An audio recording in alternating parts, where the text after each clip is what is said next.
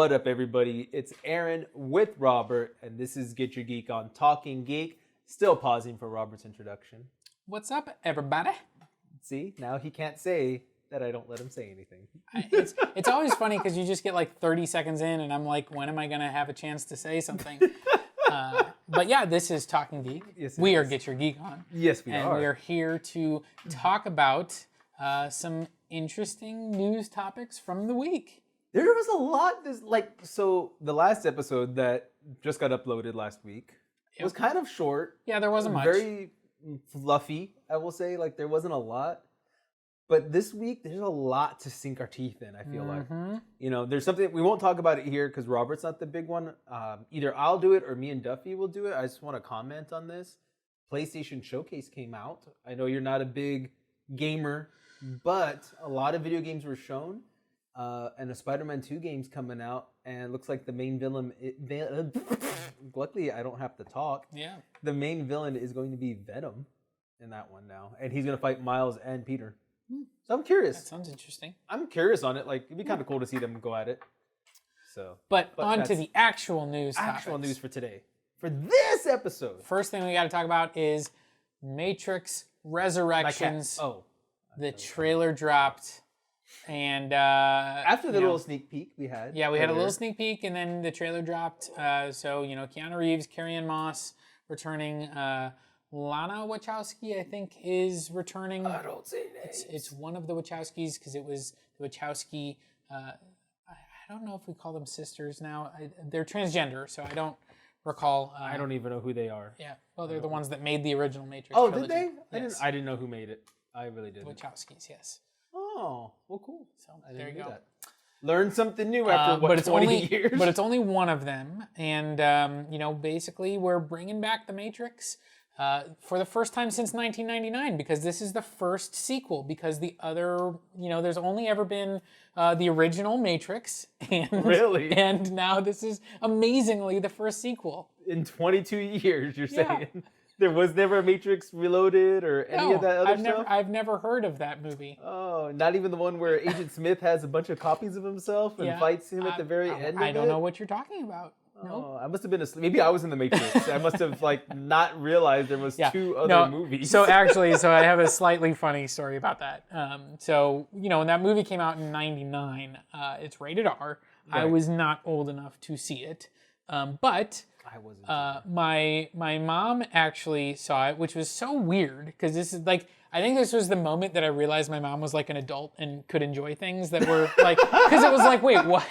Like why is she watching this sci-fi, like, you know, cool movie? Yeah. And she watched it, and you know, it was just gore and stuff like that, yeah. and you know, there's not really any sex or anything like that. It's like just blood, action, and you know, like swearing and stuff. And so she actually let me watch it. I was like 12 years old, and I got to watch The Matrix. And I loved it. It was like, this movie's amazing. Yeah. And like Reloaded and Revolutions both came out in the same year. Like they were filmed back to back, and they came out in the same year, like 6 months apart. I think it was like 2001, maybe. I don't remember. It was either 2001 or 2002. And I didn't get to see them in theaters again. I was too young, and there wasn't anyone to take me. But when they came out on video, I went like to Blockbuster, and I got them both. And I was like, epic weekend, here I come. Blockbuster. And yeah, Blockbuster he speaks. Exactly. That's how long ago it was. And I remember like I watched Reloaded, and Reloaded is not terrible. And the movie ended, and I didn't like it. I didn't hate it, but I didn't like it. And I was like, it's okay. Revolutions will redeem it, and it will like all tie together. And I watched the third, and I was like, there's only one Matrix movie. Keanu said it best, and I agree with him on this. The first one is birth, the second one is his life, and the third one is his death. So it's birth, life, and death. It's what we all go through. I mean, I guess so, except that life and death suck, apparently. I mean, yes. Haven't you heard life's a bitch, then you die? I mean, there you go. That solves the whole thing for you. But anyways, let's talk about Resurrections. Because we're bringing back Keanu, we're bringing back Carrie-Anne Moss, so we've got Neo and Trinity back. No Lawrence Fishburne. But yeah, Lawrence Fishburne has not returned. He basically said he wasn't approached for it.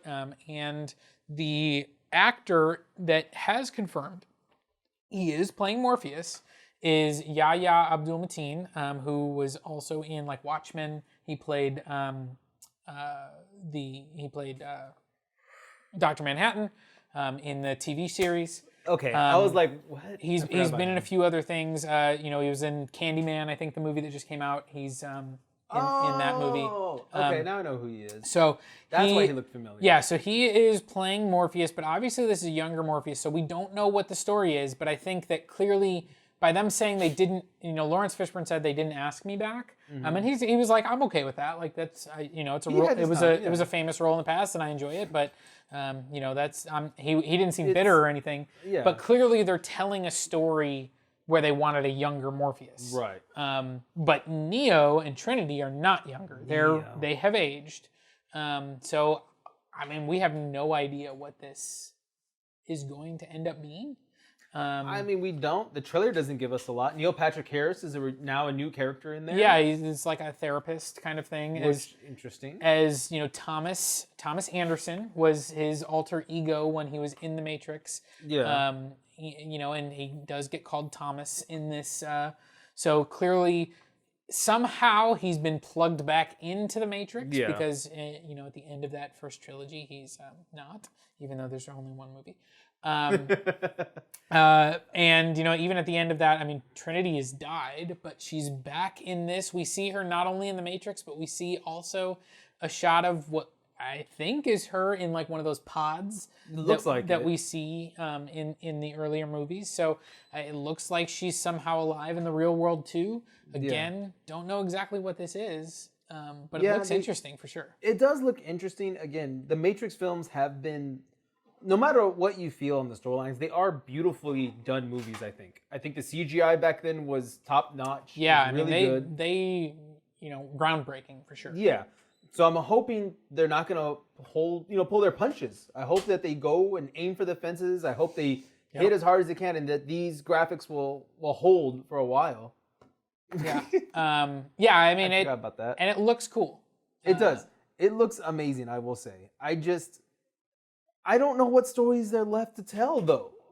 Well, clearly, they're telling something along the lines of, it's almost like maybe, Neo just wanted to be able to live his life, kind of thing, and so he did take the blue pill. It looks like. Yeah, because at the end of that bad third movie, they kind of cut a deal. Like the machines and the humans say we're going to coexist, and And those who want to be unplugged got unplugged. Right? Yeah, and Neo is kind of being like dragged off by the machines for whatever purposes we don't know. Right. And so maybe he, cut another deal and said, "I want to be plugged back into the Matrix. I want to, just be able to live a normal life." One, in the real life, not the Matrix, he lost his eyes. He was like nothing really at that point. Yeah. So I have no idea how they're going to do this. I hope that it's really good because, again, that first Matrix movie is so amazing. It's so good. It was so groundbreaking. It really was. And so to bring it back after all this time, I just am really crossing my fingers that it's worth it. I hope so. I mean, again, we're talking, by the time this film comes out, it's almost going to be 20 years since the last one. Well, it's 20 years more than 20 years since the first one. Yeah. I think the other two came out, they either was 2001 or 2002, I don't remember. Yeah, so I mean, about 20 years or so. It's like, I don't know. You have to be able to tell the story so fresh faces will come in and us older generations will come back and want to watch it. Again, Keanu Reeves, it's Keanu Reeves. I'm going to watch it. We look like John Wick still, the beard and the hair, so it's still John Wick. So I'm excited. I'm curious where it's going to go. We'll see. And supposedly, like, Jada Pinkett Smith is coming back, who she was in the sequels. She was Niobe. I forgot about that. Yeah. And then we've got, new characters. We've got Jessica Henwick, who most people know either from Game of Thrones as one of the Sand Sisters, or she was also Colleen Wing in the terrible Iron Fist series, but she was actually good in it. So I like her. Yeah. Christina Ricci is in this movie. In the movie. So there's definitely, we already called out Neil Patrick Harris. There's definitely some interesting, various people in this. Do you think there'll be a bug in it for Neil to kill? No. I don't like Starship Troopers. You know that. I don't know why you brought it up. Because Neil Patrick Harris is in it now. Let's move on. To Shang-Chi? Shang-Chi. Yes. Sean? Shang-Chi.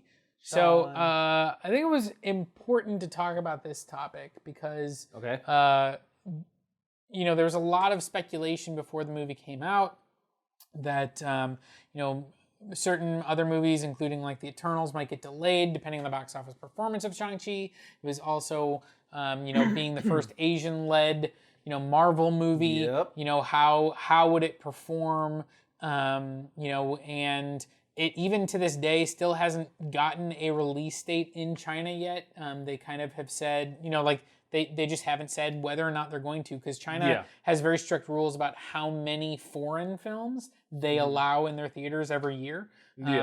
Marvel historically has done gangbusters in China. Oh yeah, because there's so many people there too. Yeah. Well, just like those are the types of movies that really, like, Star Wars does not do well in China. Right. But like Marvel, like the Transformers movies, the Fast and Furious movies, they love those movies have made a ton of money over there. But so far, China has not greenlit this movie to release there. It still could, but at this point it hasn't.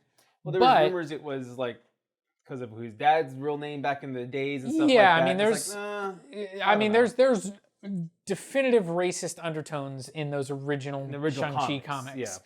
But they, I didn't feel like that in this movie. I mean, obviously, I'm not Asian, but I felt like it handled the culture very respectfully, very appropriately, just like they did, I think, with Black Panther when they tackled those issues. But at the end of the day, the reason I wanted to bring this up is because, Shang-Chi just basically, I mean, it broke Labor Day box office records, which include pre-pandemic. Yes.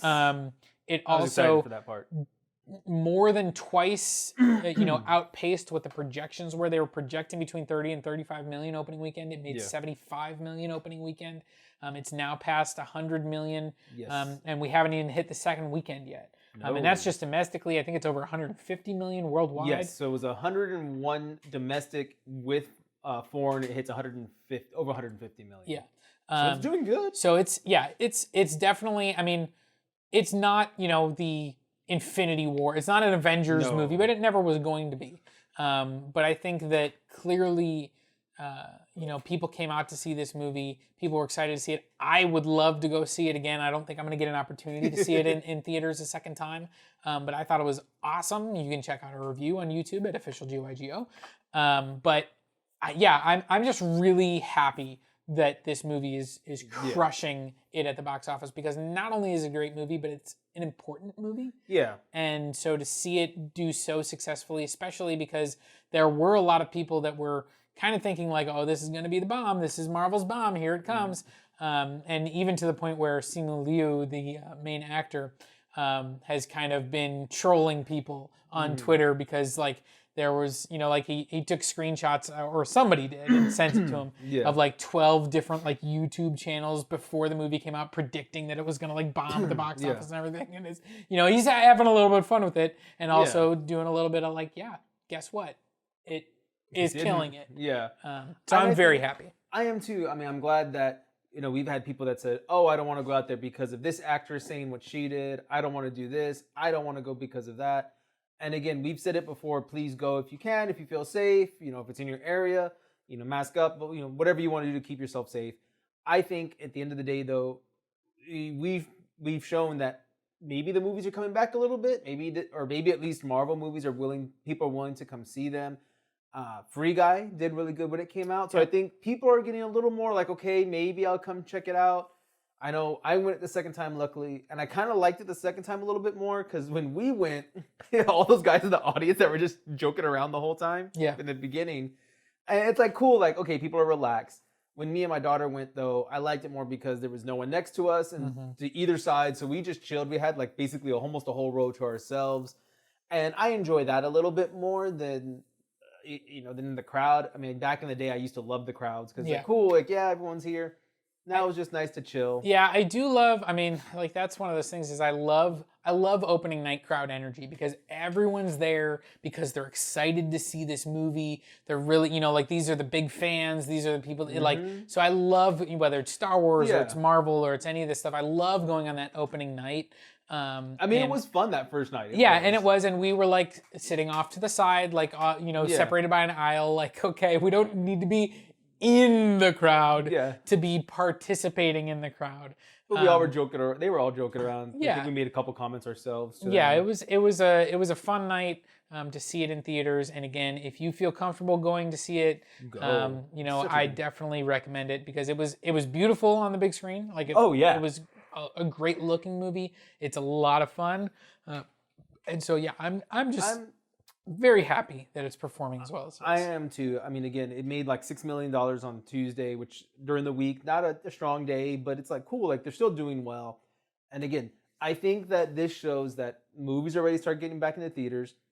It is, a good film, and people are not, people who are boycotting it. It's like no one listens to them. I feel like. And I'm glad they didn't. Whether it's I don't like this actress or this or that or and whatever. We've seen, these, whether it's Wonder Woman or it was Black Panther or it was Captain Marvel, we've seen, these people that have tried to derail these movies. And Wonder Woman made, $800 million. Black Panther made over $1 billion. Captain Marvel, I think, was either close to $1 billion or like it definitely performed really well. Why people make these decisions to try and sabotage these movies, I have no idea. People make their choices for whatever reasons. If anything, it seems to galvanize people that just want to say no, like this movie looks awesome. It does, and it was such a beautiful movie. I think it was great. What. Again, I think we should just go watch our review and then that part. Yeah, for sure. So, but I kind of want to segue into this part that we're going to talk about later. Yep. Because again, it's done so well. We also had Black Widow, which Scarlett Johansson's suing because it didn't go into theaters. Yeah, well, it did go into theaters, and it actually had a very strong opening weekend. But then it dropped really quickly, and we've talked about that in the past. And I think for me, I think part of that was that it was available on Disney Plus right away. Yep. So you still had the diehards that wanted to go see it in theater and did go see it in theater. Yeah. But a lot of those people, maybe if they wanted to see it a second time, like for me, pre-pandemic, I would go see every Marvel movie in theater at least twice, sometimes more. I saw, like Infinity War, I think I saw 3 or 4 times. Endgame, I saw 3 or 4 times. Like, so I will always, support these movies. But I saw Black Widow once.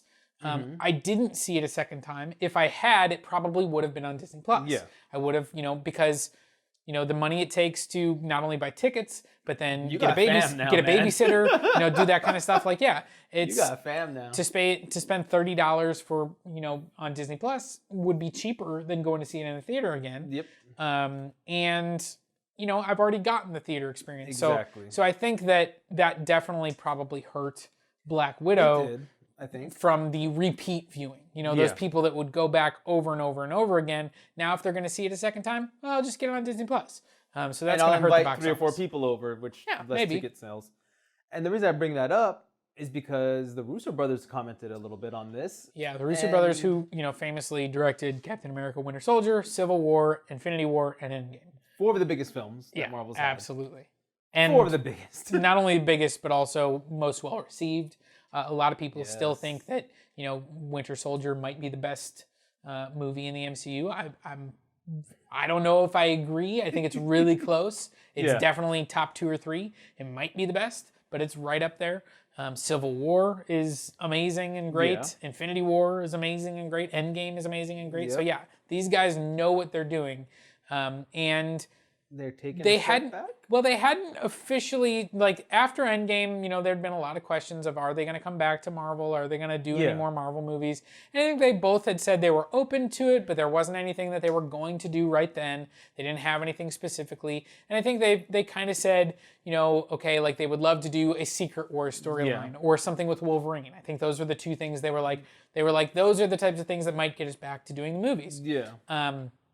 And so it kind of got reported this week that they had been talking with Marvel about possibly returning, and it didn't say what project it was, and it didn't say how far into negotiations it was, and maybe it was just, initial conversations for all we know. Like, what movie do you want to pitch? But that because of this lawsuit that happened with Scarlett Johansson and with Black Widow, that they kind of have cooled on the idea of working with Marvel, partially because I don't know if it's because they have a kinship with Scarlett Johansson, who was in all 4 of the movies that they directed. Yep. Or I think what's been kind of privately said is that they're partially worried about, if they make a movie, what kind of will movie? It be on Disney Plus or will it be in theaters? You got to think about your bottom line. What goes in your pocket? Sure. I know people were complaining. They're like, oh, well, she got whatever, 10 million or whatever for the film. She negotiated for that. Yeah. That's her salary. Like, that's your base salary, and then you make bonuses if you do certain numbers. Right. Well, they kind of screwed that up. And I'm sorry, no offense to Robert Downey. I mean, he got a low number in salary, but his bonuses, oh my God, he made like 80 million off of Endgame alone. Yeah. So it's like, that's how you do it. You take a low cut now because you know that you have faith in these films that they're going to do so good that your bonus is what's going to be your big kicker. Right. And like how do you negotiate that? Like, how do we talk about, well, you may have made 500 million in sales on Disney Plus, but how much do I get out of that? How much ticket sales would that have been? Right. I think that it's going to be one of those, they're going to have to really sit down and start thinking, okay, if you want it on both, how do I get my money from your contract, from those as well? Yeah, this is a new thing because like HBO kind of was the first company, Warner Brothers and HBO was the first company to say we're going to do day and date release on HBO Max as well as release it in theaters. And they took a lot of flack for that. But what they did after they took that flack is they went to all their creators, they went to all their talent, and they made new deals with them. They said, okay, this is what we're going to do. So WB, they took care of their people. And they didn't roll it out right because there was a lot of outrage when they first rolled it out. Christopher Nolan commented on that, Christopher Nolan and other people just because they kind of blindsided people with the fact that they were doing it. But then once they were doing it, they said, okay, now we're going to make new deals with all these people who had previously had deals that were reliant on box office. We're going to make new deals with them. They did it the right way. It seems like Disney maybe didn't. Right, and it doesn't seem like they're budging yet. And there's been a few movies that they've done this with, whether it be Black Widow. I think they did it with the Cruella movie. They did it with Mulan, I think. Yeah, Mulan, and then the Cruise one with The Rock. Jungle Cruise. Jungle Cruise, yeah.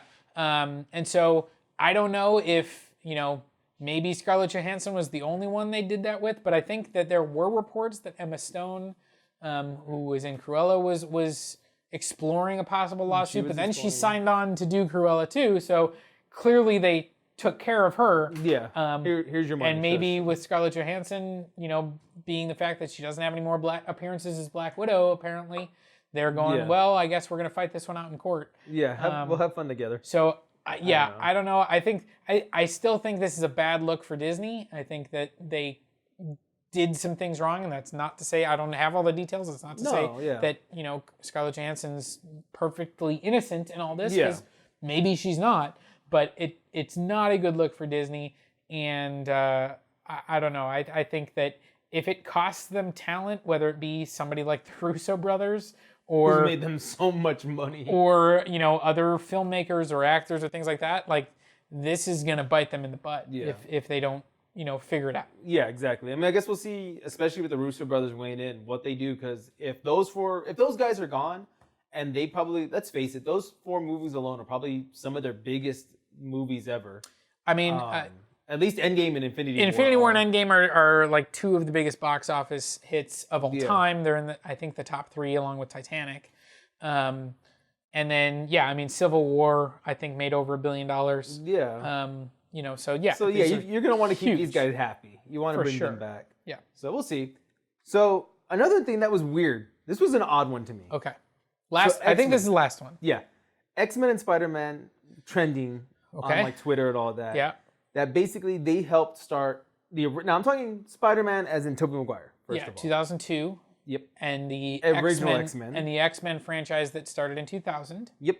That they are the ones that started the MCU. They're the ones that really got the MCU to say, oh yeah, comic book movies are the way to go, and eventually led the road to Iron Man, and bam, Iron Man really ignites the MCU. That's the first MCU movie. Yeah, Iron Man is the official start of the MCU, but I think there was a lot of conversation around, Spider-Man and X-Men, and then people pushed back with Blade. Saying those are the movies that showed that something like the MCU was possible. Right. And that's what, convinced studios and things like that to make movies like Iron Man. Exactly. I don't know if I agree, but, So, we'll go into that in a second. Okay. So the big fight was basically, everyone's like, X-Men, Spider-Man. Then the Blade fans chimed in, nope, if it wasn't for Blade, we would have never had X-Men or Spider-Man to then eventually make MCU movies. Because Blade came out in 99, I think.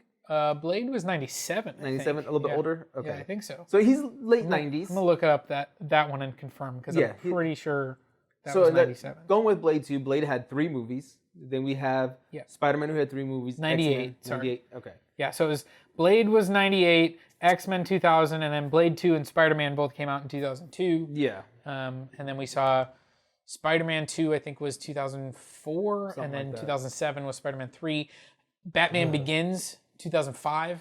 Yep. And really, that one, to me, I think Spider-Man 2 and Batman Begins is where it starts. For me, those were the ones that it said we're in a new, this is a new money-making genre. Yes. Now. Because then, off the backs of those movies, you get Dark Knight and Spider-Man 3. Spider-Man 3 made a ton of money. It still did for how shitty it was. And Dark Knight came out the same summer as Iron Man. Yeah, because they were going at it, them too. And crushed it. And of course, Iron Man and Incredible Hulk came out in the same summer. They came out like a month apart. Yep. Because it was Iron Man was in May, the Incredible Hulk was in June, and then I believe the Dark Knight was July. And so it was just like, that was the summer of superheroes. That's where it started. But before that, I mean, there'd just been such a mix, whether it be, movies that people generally really enjoy, like the first 2 Blades, the first 2 X-Men's, the first 2 Spider-Mans, but there'd also been major flops, like Spider-Man 3, like the Fantastic Four movies, like Daredevil, like even the Ghost Rider movies. So it was a little bit hit or miss, and like some of that continued, whether it be the Amazing Spider-Man series or Jonah Hex, Green Lantern. Like there's still been a lot of misses. Yeah. I mean, the first Suicide Squad movie was still only a few years ago. And that movie's terrible. Exactly. So we still get in our misses. I mean, heck, Fantastic Four wasn't that long ago too, the new reboot. Oh yeah. So here's my thing. Okay.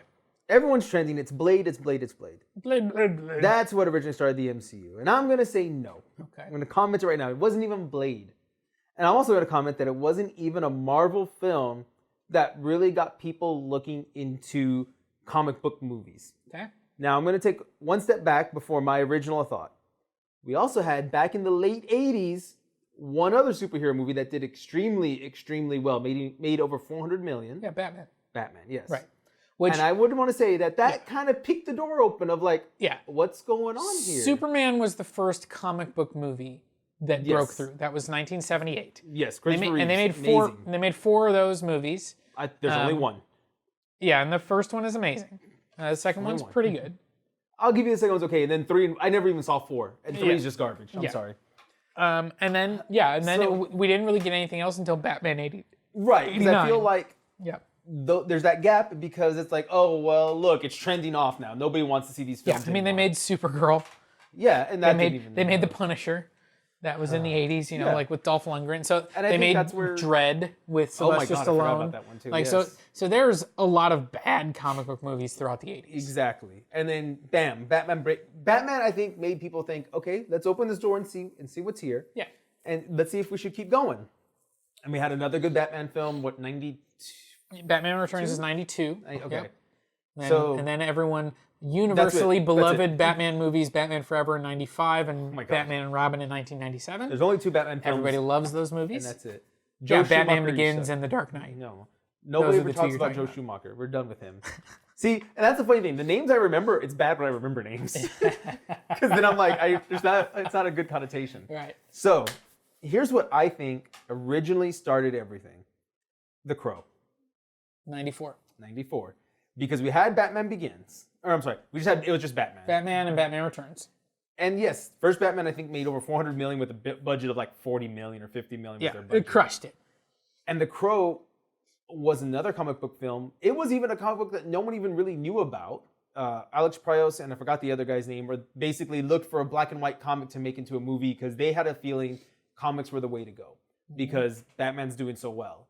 And they created The Crow. That basic, I think the budget was like 30 million and it ended up making 90 million almost, something like that. My numbers might be a little off and you can adjust them probably by about 4 or 5 million here or there. I really feel Crow is what really led into Blade, which led into Spider-Man, X-Men, and everything else. And I think if The Crow didn't do as well as it did for an independent comic that nobody ever heard of, Blade would have never gotten what he got, causing everything else the domino effect. Well, I mean, Blade was successful because it had Wesley Snipes, who was an action star, who was a movie star. You got Brandon Lee, though, who was also an up-and-coming action star. He had some action films but he didn't really have the name recognition. So you could play with it because of his dad. Yeah, the Crow was a successful movie. I'm not discounting that. I think part of what made it successful was, that it was Brandon Lee, was also the fact that he had passed during shooting. Yeah. Like, I think that, as much as that's a terrible thing, I think it probably drove more eyeballs to the movie because, like it was in the news, it was, like those types of things. I hesitate to say, it's hard to draw a linear path because there's been so many hits and misses and, successes and failures throughout the history of comic book movies. I mean, there's things out there like, that, like Howard the Duck. Yeah. Got a movie in the 80s and it's like, this is the worst thing ever made. Comic book movies should die and they should never be made again. And that was Steven Spielberg, right? He did that one, I think? Or George Lucas. Yes. I knew it was one of them too. Then Batman comes out and everyone goes, oh, superheroes are the way to go. Yeah. And I think what we have found is that you need to make a good movie. Very true. I mean, this is the type of thing where it's like, the better your movie is, the more people are going to see it and want to see more of it. Yeah. And so the reason we didn't get a Jonah Hex 2 was because Jonah Hex was awful. It really was. The reason we got an Iron Man 2 was because Iron Man was awesome. Right? Like, so at the end of the day, whether you want to say that, the studios, oh, my eyes were open to comic book movies because of Spider-Man, because of Blade, because of X-Men, because of The Crow, because of Batman, whatever you want to say it was, at some point, people figured out that if you make movies about these characters that are very beloved, and you make them well, it's going to make money. Yeah. And so, Marvel hit on the secret sauce. Yeah. They, made an amazing first movie in Iron Man. They planted seeds for something like the Avengers Initiative, and then they built to it and they paid it off. Yeah. And if that first Avengers movie hadn't been what it was, the rest of the MCU would have fallen flat on its face. That is true. Because, you built to this and then you made this amazing movie. Yeah. But if it had been a terrible movie, if everyone had come out of it going like, man, that was awful. Like, why did they even, ruin these characters by trying to build them all together? Which is kind of what happened with Justice League. Yeah. It was like, you didn't do this right. We've seen what happened with WB is their universe kind of went, and now they're, Earth 2, let's move on. Right, Batman's now going to be in his own universe, and Aquaman and Wonder Woman are kind of thing, and here's the Flash, and we're going to reset the timelines, and because they didn't, do it right, they didn't do it well. Whereas the MCU, say what you will, and there's a lot of people that love the MCU, and there's a lot of people that don't care for it. But they've made 25 movies now with Shang-Chi. Yeah. Shang-Chi was the 25th movie, and of those 25 movies, I think there's genuinely maybe 1 to 2 bad movies. Yeah. And I would say those are Iron Man 2 and Thor: The Dark World. Yeah. I think those are the 2 worst movies, in my opinion. But I also think both of those movies have enjoyable things and enjoyable performances and characters that I like. Yeah. And so even though I don't really care for the movie itself, it's part of a larger thing. And guess what? I don't mind it so much. Yeah. And so, the MCU has just been incredibly successful because they've kept telling stories about their characters in interesting and new ways and made us like these characters. And they've had actors that totally have embodied those characters. I mean, very few misses among any of their castings. And even, the ones that maybe were, okay, we'll just, Edward Norton, we're just going to replace you with Mark Ruffalo. Yeah. And he's been amazing. Yeah, exactly. So yeah, I think that at the end of the day, I think it's hard to say whether there's something specifically that was the start of the MCU or why the MCU's been successful. It's been successful because they've told good stories with good characters and with, a lot of talent both in front of and behind the camera. And I agree with you on that. I can get behind that. And again, I'm still going to go with, I think The Crow is the catalyst to help get everything in the motion pictures running. But I think you're right with Jon Favreau, with Kevin, I can never say his last name. Feige.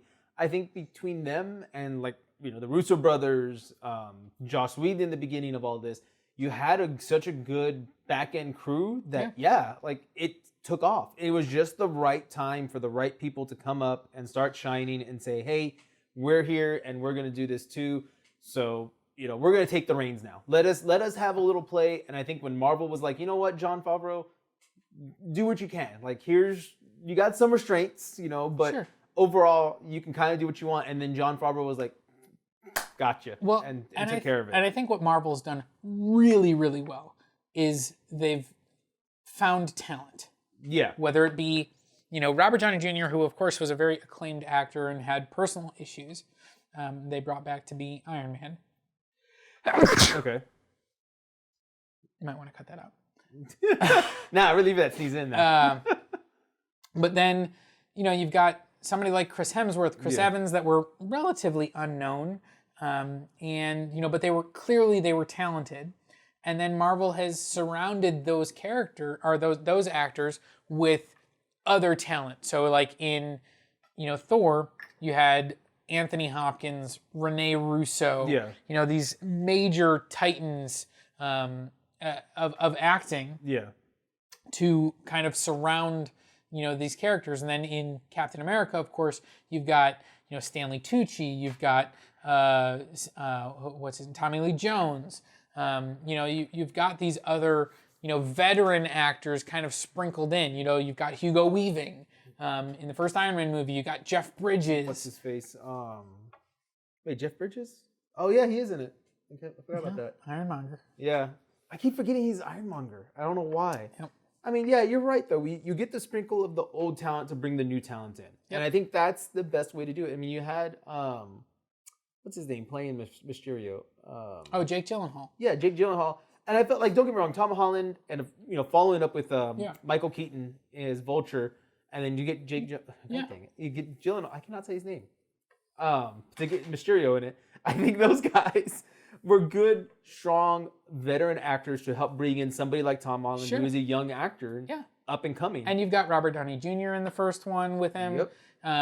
If you look even the most recent movie in Shang Chi. You've got, like Simu Liu is relatively unknown, but Tony Leung is a huge movie star in China. He's a great actor. You got Michelle Yeoh, who again is very well known, acting royalty in China. Yeah. We're bringing in these veterans. Forgot Trevor. And yes, Sir Ben Kingsley. Spoiler alert. Whatever. Go see the movie. I mean, we're in a pandemic. Some people are not going to be able to see the movie. But yes, this is still the Marvel formula where they, they find up and coming talent, but they also, sprinkle it in with really veteran actors. Michael Douglas. Michelle Pfeiffer. We're bringing in these heavy hitters alongside. Our lesser known characters. Maybe that's the formula. Maybe that's what we need to be like, oh, I want to see it because, such and such actor, I remember them from this film or whatever. Michael Douglas and this Yeah. whatever. I mean, the It could be MCU. it. I don't think there is a specific formula. The MCU is, again, they've got talent in front of the camera, talent behind the camera, and they have interesting characters and they tell interesting stories, and they don't screw up. Yeah. Even their movies that, again, people would point to and say, like Thor: The Dark World, or maybe Iron Man 2, or maybe even Iron Man 3, or The Incredible Hulk, or some of those other low point movies that people will go, like each one of those movies, I'm sure someone out there goes, this is my favorite superhero movie ever. Because there's things in each of these movies that are really cool. That, really there's the dynamic between Chris Hemsworth and Tom Hiddleston in Thor: The Dark World is incredible. They're both giving great performances in a movie that I don't think is very good, but I'll watch them in it. Yeah. And that's true, But I don't know, on that note, we've been talking for a while. That's a long time. And I do want to ask, always comment below too, guys. What do you think there was a catalyst to make? Do you think that there was a solid point to make Marvel movies what they are today? Or do you agree with Roberts? And I you know what? The more you talk about it, the more I kind of have to agree with it. I usually bow out to him. He is more of a movie buff than I am. So I will bow out to that. But I'm still going to kind of lean that Brandon Lee did it with The Crow. Also right about video games. Oh, yeah.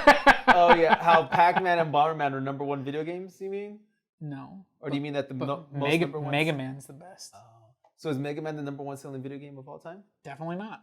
Oh, okay. You sure? I'm 100% positive. Do you know what game it is? I have no idea. Thank you. That's what I thought. Halo, Mario. It's actually Minecraft. There you go. It was such an odd one. Random fact for you before we left. So anyway, guys, go check out our other stuff on youtube.com/officialgygo, as well as Facebook. But yeah, guys, let us know down below too what you think. Was there a catalyst? Was it just like what Robert said? And he's right about movies because he is our movie guy. And on that note, stay geeky and get your geek on. Bye.